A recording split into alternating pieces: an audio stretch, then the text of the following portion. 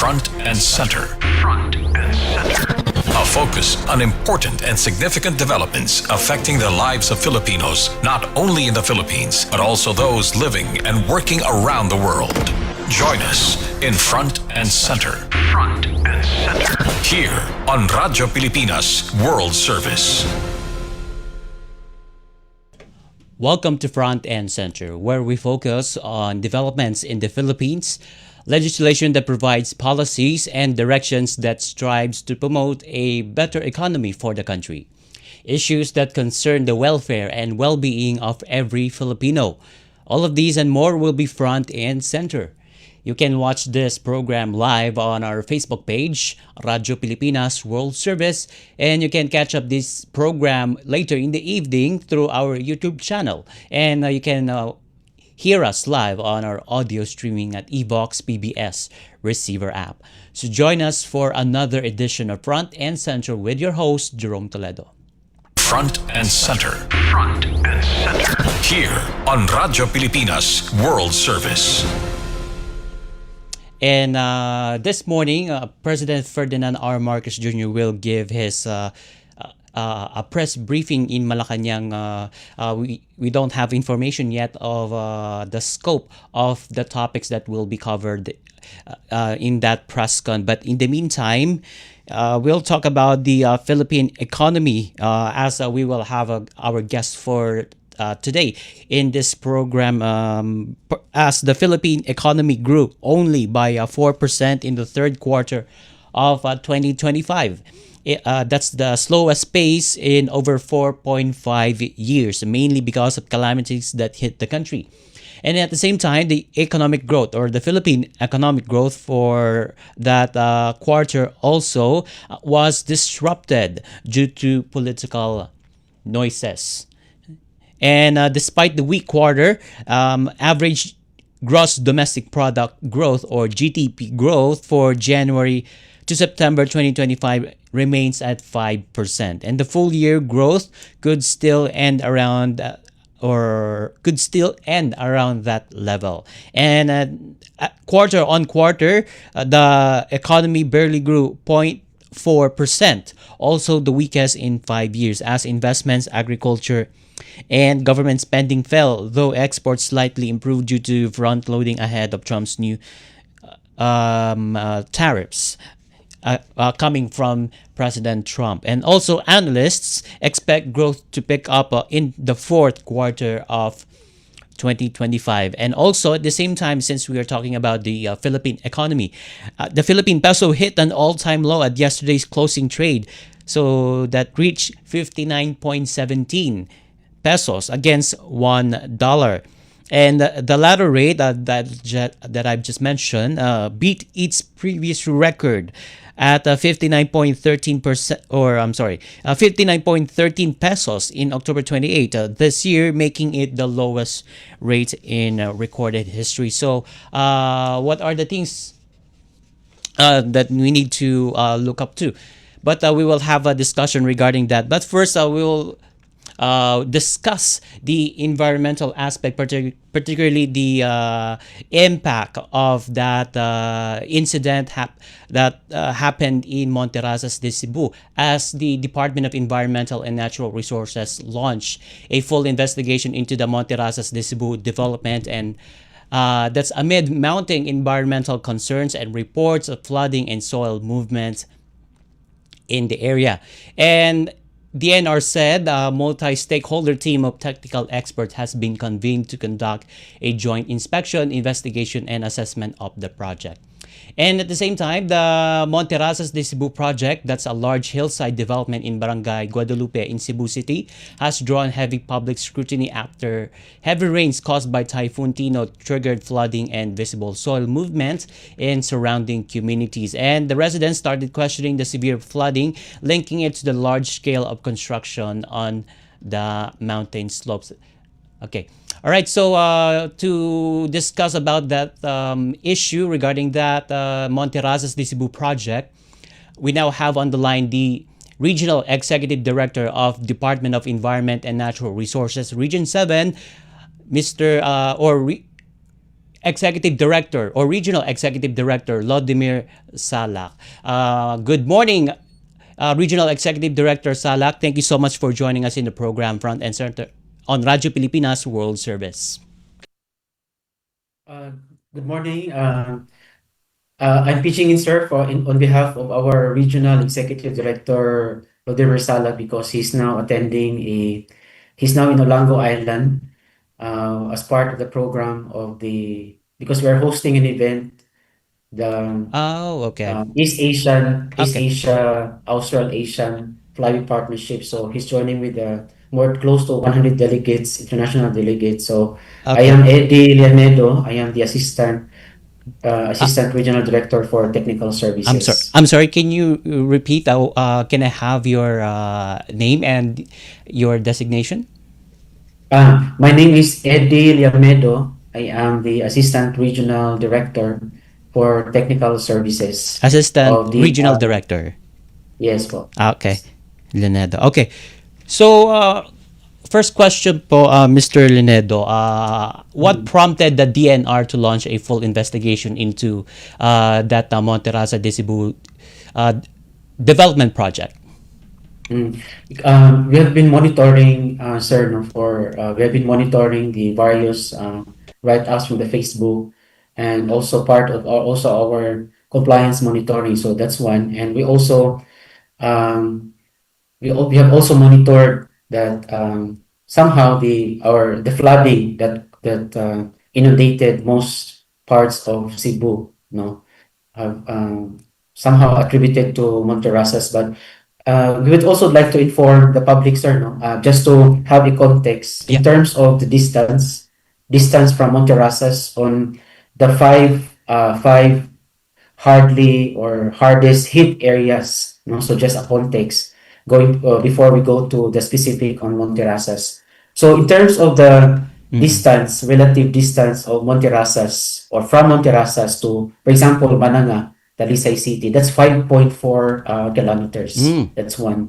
That's a So large real Talisay estate City, development, Mr. Linedo. yes, yes, that's 5.4 relative to the distance. Talisay City is 8 kilometers.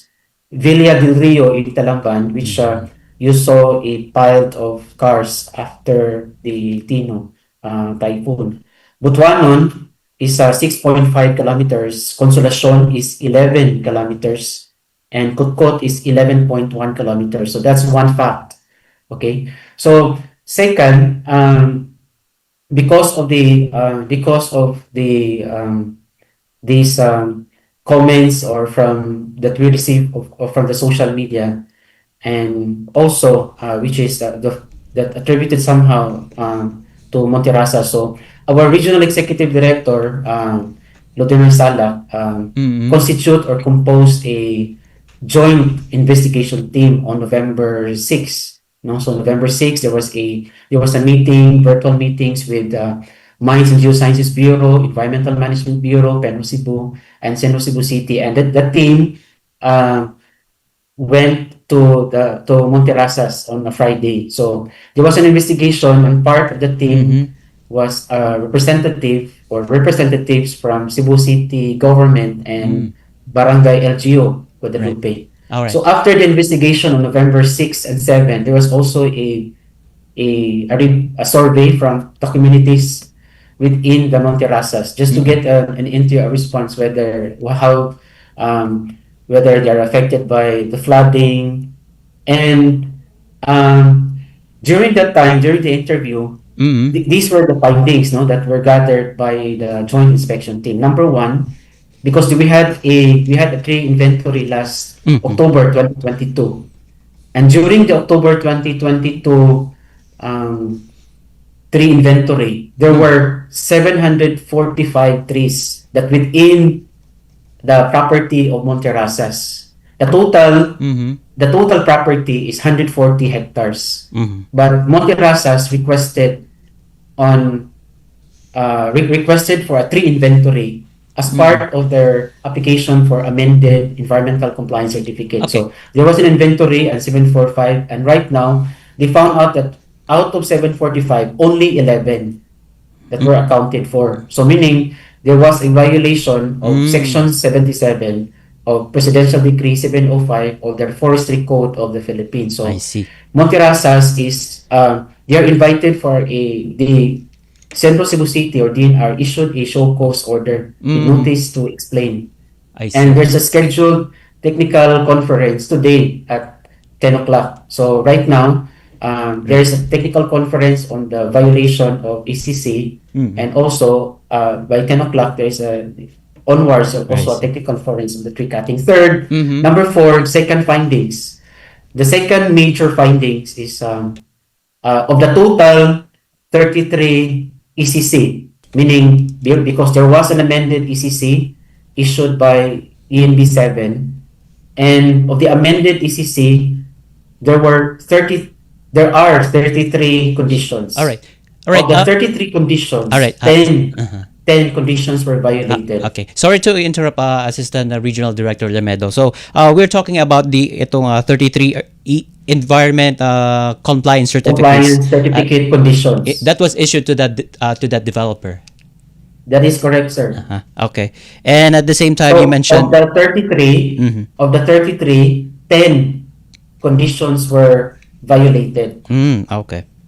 So that's 10 conditions. Assistant Regional Director. So that's 10 you mentioned. That is correct, sir. Okay. Yes, that Okay. is correct. Okay. So where do we go from here? Since we found these violations that this developer committed. Okay. EMB, Environmental Management Bureau, who is part of the team, issued a notice of violation with stoppage order on November 10. So the company, Mm-mm. Monterasas, was issued a notice of violation for the 10 ECC violations, and they're going to hold now, right now, there's an ongoing technical conference because based on our existing laws, sir, on Presidential Decree 1586 on the Philippine Environmental Impact Statement System Law, each violation is has a penalty of 50,000 pesos. Okay. And that's for the administrative penalty. Mm-mm. And also, part of the 10, because there are 33 and 10 violations, one of the violations is the discharge, failure to secure a discharge permit, which is also a separate law, which is the Clean Water Act Yeah. or the Mm-hmm. Republic Act 9275, which is also part. So, meaning to say, there are now three violations of existing environmental laws that Mm. Monterasas has Mm. violated. Right. The Right. Forestry Code of the Philippines, the Presidential Decree 705, it also has the corresponding charges. Mm. Corresponding charges will be filed against them. Second is the PD 1586, and the third is the Republic Act 9275. Mm-hmm. I So, see. just to establish na on the flooding, yes, there were 17 detention ponds. So there were 17 detention ponds, and there were ponds that um, there were significant during that time. There were significant or there were siltation and sedimentation of the waterway due to the uncontained surface runoffs from the development within their project, no, itong YJ Mm. area. So, ang ang itong Mm. mga detention ponds, this will be, and also there were detention ponds that were damaged, Uh-huh. and eventually yung mga runoffs nila affecting yung mga yung sa downslope or sa baba, no? Mm-hmm. So yun po yung latest on the sa I see. Monterasas. Okay. So there's a lot of violations that the developer of this project, which is Monterrazas, has committed. So a lot. So how soon can they get accountable for this violation? Okay. We are now in process of building up a case against them Mm-hmm. on PD 705 of the Revised Forestry Code of the Philippines as amended for violation of Section 77. Kasi mayroong mga 734 na mga kahoy na nawala, no? Kasi identified to sila eh.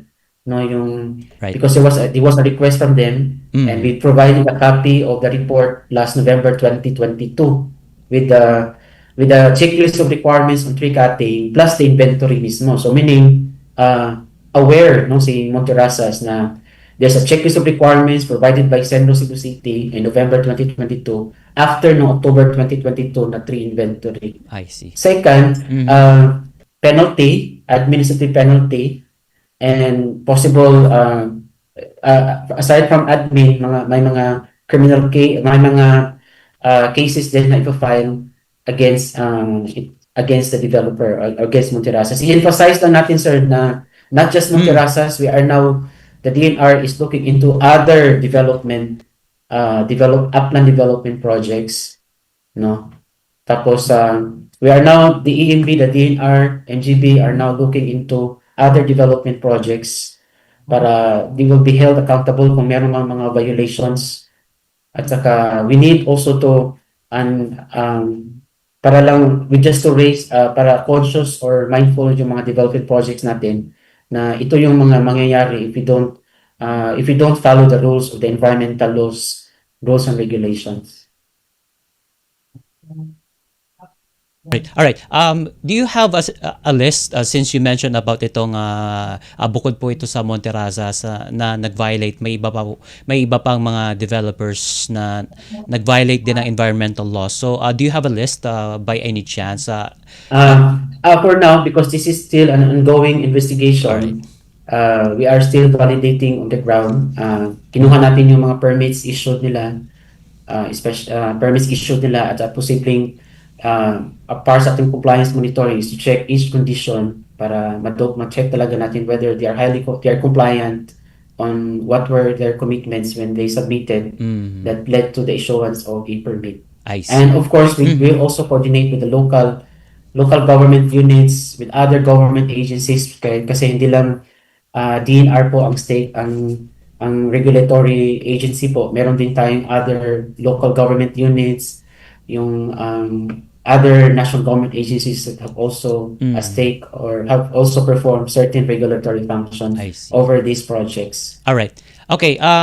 My last question, Assistant Regional Director Lemedo. Okay. So, moving forward, what immediate steps are now being taken to protect residents and communities living near the project site and some other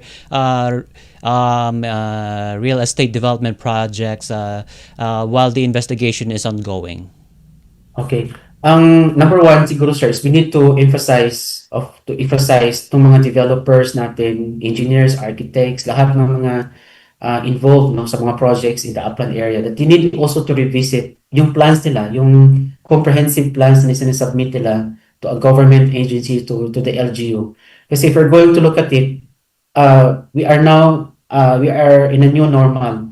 Yung volume of water natin is Mm-mm. ito na yung parang baseline natin, yung 183 millimeters Mm-mm. or even 200.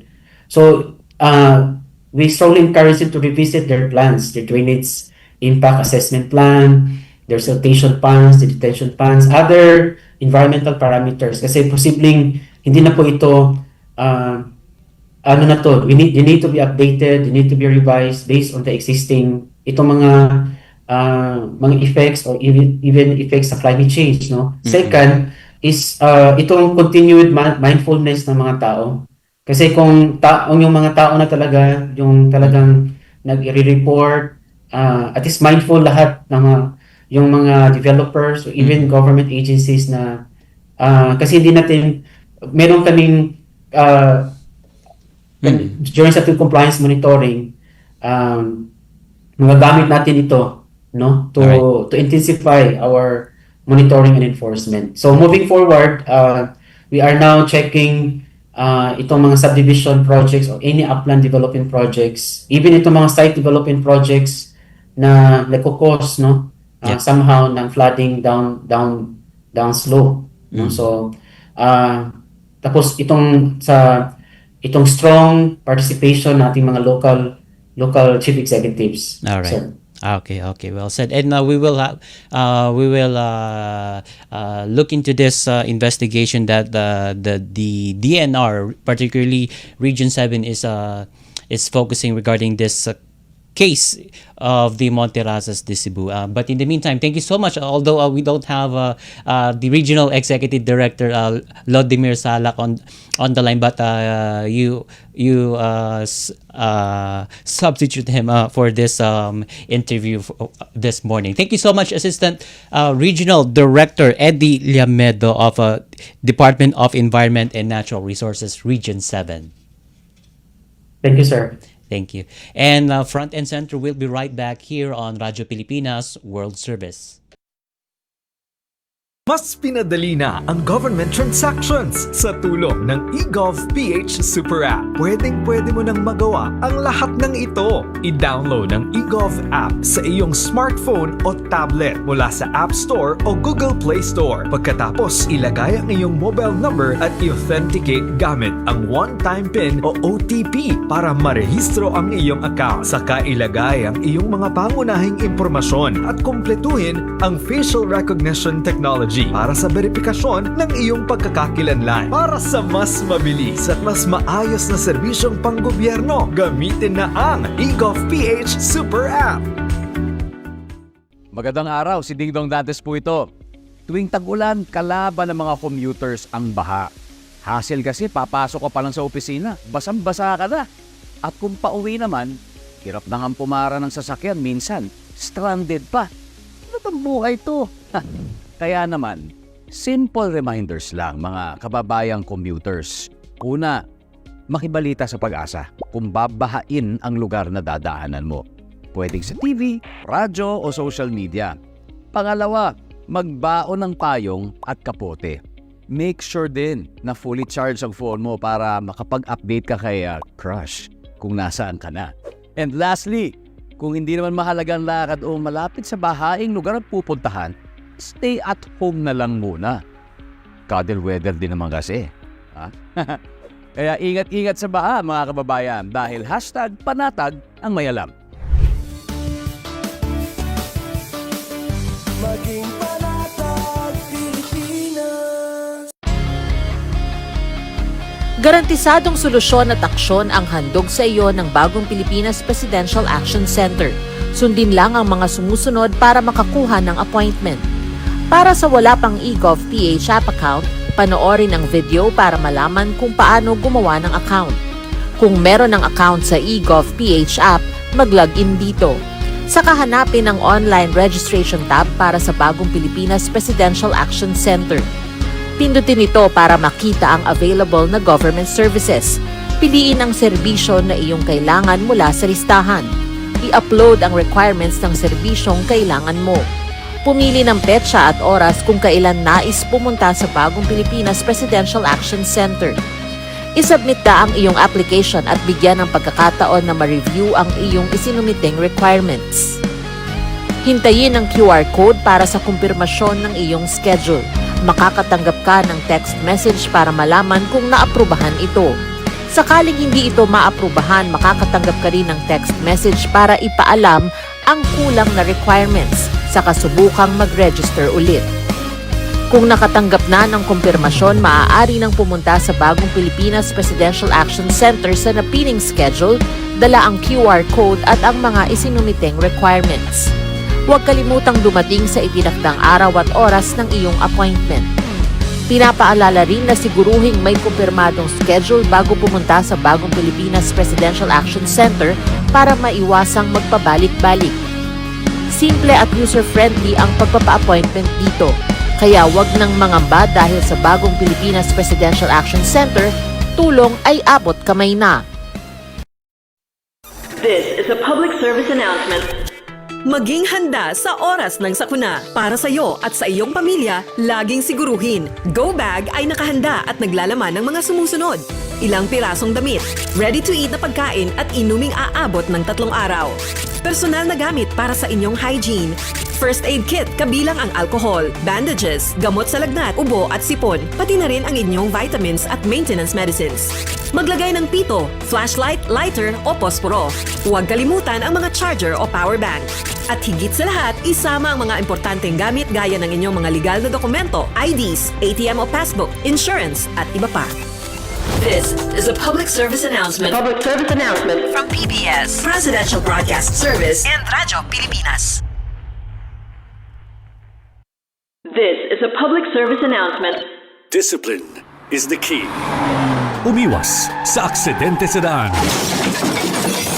Ang pagmamaneho ay may kaakibat na responsibilidad, hindi basta mapaandar lang ang sasakyan. Kilatisin ang sarili, ang kahandaan sa manibela, siguruhing inyong konsentrasyon ay hindi magagambala. Importante rin na ating laging isipin, init ng ulo ay huwag pairalin, bagkus kaligtasan ng lahat ang siyang dapat unahin. Isang mahalagang paalala mula sa Presidential Broadcast Service at Radyo Pilipinas, Radyo Publiko 738. This is a public service announcement Public service announcement. from PBS, Presidential Broadcast Service, at Radyo Pilipinas, Radyo Publiko 738. Front and center. Front and center. Here on Radyo Pilipinas World Service. Welcome back to Front and Center here on Radyo Pilipinas World Service. Still with me, Jerome Toledo. And while we're still waiting for the economist to explain about the downward trend of the GDP for the third quarter of 2025, and at the same time, the continuing weakening of our peso exchange rate against the US dollar. Okay, I think we have now on the line the chief economist of the Rizal Commercial Banking Corporation, none other than our regular guest in the program, Mr. Michael Ricafort. Good morning, Sir Mike. Thank you so much for joining us. Yeah, good morning, Mr. Jerome and your viewers. Nice to be back. Okay. All right. So let's start this one. So the Philippine economy grew only by 4% by the third quarter of 2025. And what are the main reasons behind this slower number in the third quarter, and how serious are the effects of the recent typhoons and other calamities on our overall economy, Sir Mike? Yes, that's the main reason, Mr. Jerome, for the slower economic growth at 4%. That's the slowest in 4.5 years. It's the first quarter of 2021. Because of the storm damage, especially the typhoons, the floods, the storms since July, even up to August, but to a lesser extent in September. But of course, there were also earthquakes in southern Philippines, in parts of the Visayas and Mindanao. That's unavoidable. And that was in late September. And fundamentally, there were reduced business days, reduced working days, because this weather-related disruptions, it slowed down economic activities, economic growth in those regions, some storm damage on agriculture. So, yeah, that's why there's this slowdown in economic growth. Of course, going forward, things may improve towards the end of the year of course, especially here in the northern Philippines, there would be, towards December and even next year, we're moving into the holiday season. Where the Christmas rush, the holiday-related spending would go on. Yeah, that's despite right. all these challenges. So hopefully it will be better by then. But of course, we have to take note of the effects of the recent Typhoon 1 and also the Typhoon Tino, especially Visayas. So those are still upsetting factors that we have to consider in the fourth quarter. Okay. That's why now, going forward from a policy perspective, there's still need for greater support when it comes to monetary policy, if there's space, fiscal policy. So what I mean is there's still room to cut interest rates if possible. The reserve requirements, there have been talks in the market for that possibility sooner to support the economy. If that would, since it's warranted by benign inflation. So all the support measures, even on the fiscal side, of course, reconstruction, rehabilitation, repair, all those things, you need all those things to move the economy to really back to normalcy, especially the hard hit areas. And so those are, and of course, we have to also acknowledge there were some political noises, Yeah. especially in the latter part of September, that also added, other than the weather-related disruption, although they're mixed altogether. That's why some wait and see stance, Yeah. say, on some investments. So we've seen a Okay. year-on-year decline in investments, and also, well, on construction, because, from a policy perspective, they're also very careful with these flood control projects. With some of them rechanneled some of the funding for which rechanneled to social services like education, healthcare, nutrition, and of course, if they would be more careful to prevent corruption, let's say, for there's tendency to have some slowdown in government spending and infrastructure, because they would be very careful. Make sure that this is part of the anti-corruption measures, the reform measures. Even that would be the sacrifice, but that would be rechanneled to other priority spending by the government. So that was also one of the factors. So all those things together. But the thing is, this is the peak holiday season. That's the seasonal increase, if not the peak in demand, in sales. So, the resiliency of the Filipinos, they would continue on with their lives and continue the holidays. And that would boost the economy, especially starting the fourth quarter. Well, okay. Sir, like you mentioned about the since we're talking about the weaker growth and declining investments. Does the interest rate cut from the central bank or the BSP is under the short-term measures that the government can do and the private sector take to help restore business confidence and boost economic activity? Yes, indeed, Mr. Jerome. That's one way to really, well, as much as possible, yes, because they cut As soon as interest possible. rates.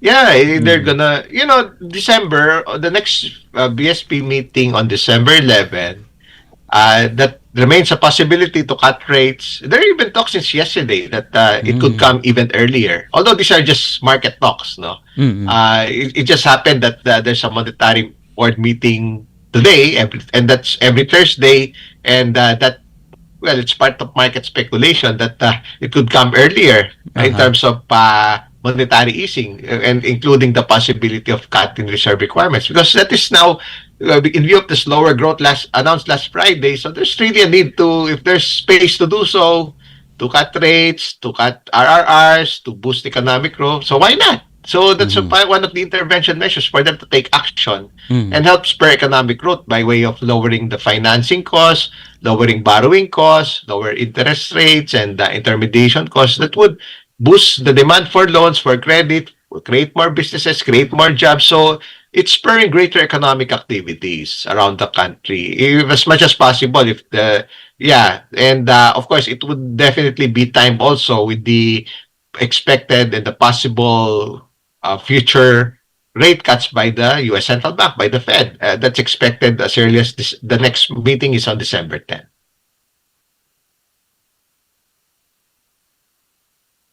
Sorry. Moving ahead, looking for the fourth quarter and also the next year, Mr. Mike, what are the key opportunities and risks that could shape the country's economic recovery, particularly amid the global issues like trade tensions and climate-related disruptions? Before we go into the weakening peso-dollar rates, so what are the key opportunities from here? Well, now, of course, there are external factors also, other than the ones that we mentioned. In the U.S., the higher tariffs by Trump. So that's actually, even before all of these weather disturbances, even before that, the Trump factor since last year, especially early this year, the higher tariffs, the trade wars, the protectionist measures, they all slowed down global economic growth because of the slower global trade, slower investments. Slower global economic growth, and that would indirectly slow down the Philippine economic growth. In fact, early this year, the forecast was like 6% growth for the Philippine economy. It was reduced to around 5.5%. But now it could be reduced further because of the weather-related disruptions and maybe some possibility of more disciplined spending, more careful spending on infrastructure to prevent uh, as part of the anti-corruption measures. Yeah. So yeah, so those things actually putting all together, Okay. and at least in the Middle East it has stabilized. The price of oil is still relatively low. There's at least there's some truce, some cessation of hostilities in the Middle East between Israel and Iran, also between Israel and Hamas. So oil prices are among the lowest in like 4.5 years, among the lowest in 5 months also. So on that front, not much of a problem. So it's really on the Trump factor on trade because it made exports more expensive around the world. Ours, of course, it's 19% tariff. So the higher it becomes more expensive. So the price of exports are all over the world. It's going to slow down the demand for exports, and even the ecosystem, the supply chain of exporters could slow down. Even investments, well, it would also make them wait and see before they come up with new investments and expansion projects, especially exporters. So they will be very careful because there will be some slowdown in demand in the US. So the solution there is that they have to diversify. They have to sell more. Actually, the latest exports data would suggest that there have been more export growth for Philippines to other countries around the world as part of the diversification to really, and that's what other countries are doing also, no? Rather than diversify and maybe veer away from their earlier reliance with the US. Because now US has, the US is like 15 to 17% of total exports of the Philippines. So yeah, that's one way to diversify the export markets, also to diversify the goods being sold to the US. And diversify, because 60% of total exports electronics. So another way is to diversify export products. So those are the other intervention measures that could be initiated by both the authorities, the government, and the private sector. All right. I'm impressed by the producers here, but I don't have much time. But just one point before I let you go, Mr. Ricafort. So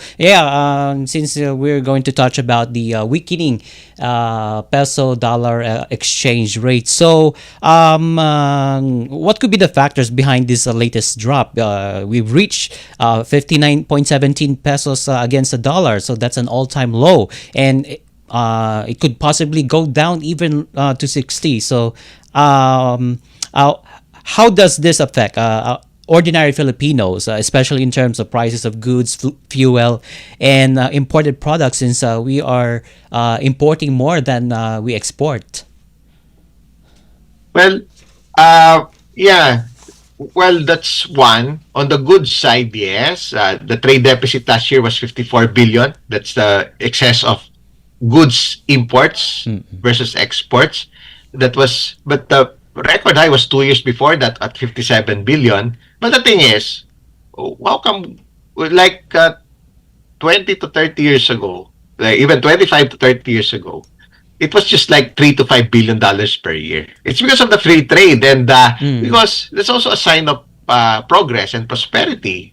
Filipinos, they have, and both consumers, businesses, and other institutions. Because other than the goods part, the services exports improve. Like remittances, it's $40 billion per year. And we're the fourth largest in the world for remittances. We're the biggest sources of nurses. At least 20%. We're the biggest sources of seafarers. BPO, it's also $40 billion per year. And this has grown significantly over the years. More than 20 years ago, it was just $1 billion per year. Last year, it was like $38 billion. Now it would be $40 billion. And the Philippines is number 2 in the world after India in BPO and number 1 in call center. So, yeah, that's why that partly funds and explains also why the increased appetite for imports, because other than the free trade agreements that took effect, especially since for the past 15 years, it's past 10 to 15 years with various countries and regions, with ASEAN China, with ASEAN Japan, the JPEPA, bilateral with Japan, and so on and so forth, with Australia, New Zealand, India. That's a free trade agreement multilaterally with ASEAN. So And of course, the tourism revenue is $13 billion. That's Yeah. a record high. So that's why that's correlated with that, with more dollar earnings of the Philippines, especially from the services exports. So there's greater capability to import as well. Alright. So they're offsetting each other, actually, Mr. Jerome. Alright. So, but one thing for sure, we're approaching the Christmas season. The OFWs and other dollar earners are more than happy to convert because they would be spending anyway. Okay. Christmas holidays would continue. Life Okay. goes on, and the holidays would continue. That shows the resiliency of the Filipinos, regardless of the challenges for many years. They have something to spend. They have income. They would enjoy the holidays. They would travel, go back That's to right. their hometowns, travel and spend, and that's one of the biggest, if not the biggest, spending in a typical year. So that's why that will provide some caution on the peso. Because Okay. last year, it's a similar situation. Although the Trump factor was front and center last year. When the Trump factor, the dollar peso, the last time we saw the 59 prior to last month, it was December 19. It reached the 59 record Yeah. high. And So for how 3 can the years, more than government- 3 years, and Sorry. suddenly by the end of the year, it went down. Yeah, in less than 2 weeks, end of 2024, in 12 days, it went down to 57.84 because of Alright. the remittances. So remittances are very important, Mr. Jerome. All right. Okay. Well, we don't have much time, but thank you so much, Mr. Michael Ricafort, the Chief Economist of the Rizal Commercial Banking Corporation. And with that, we now conclude this edition of Front and Center here on Radyo Pilipinas World Service, together with our technical team headed by Mr. Milo Janela, and on our Warcast, Hero Lucero, and Leo Magpayo on audio streaming. And we have intern from the Technological Institute of the Philippines, Will. This is your host, Jerome Toledo. Until next time, mabuhay. You have just heard and watched Front and Center. Front and Center. Join us again for another edition here on Radyo Pilipinas World Service. Front and Center.